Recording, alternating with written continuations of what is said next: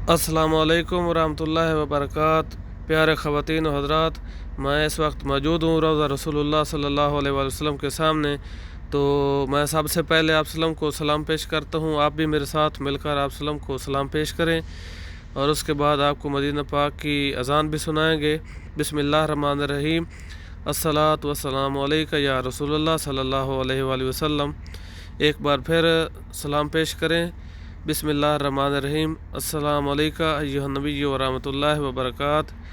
तो माशाल्लाह मैं उम्मीद करता हूँ कि आप सब लोगों ने आप सल्लम को सलाम पेश कर लिए होंगे। अल्लाह पाक आप तमाम लोगों को अपने घर की और मक्का पाक की और मदीना पाक की ज़ियारत नसीब फरमाए। तो मेरी दुआ है कि अल्लाह पाक आपके तमाम सगीरा कबीरा गुनाह को भी माफ़ फरमाए। तो आइए मैं अब आपको हरम पाक के मनाज़र दिखाता हूँ और उसके बाद अभी अज़ान मगरिब भी होने वाली है, वो भी सुनाते हैं। तो आपको यहाँ पर कुर्सियों पर बैठे हुए चंद अफराद दिखाई दे रहे हैं।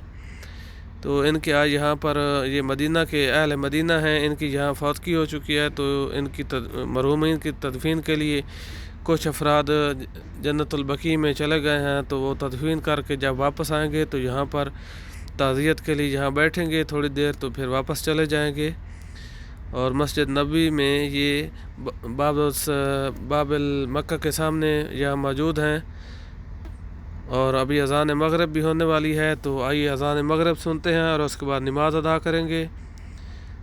तो अभी अज़ान मगरिब सुने आप।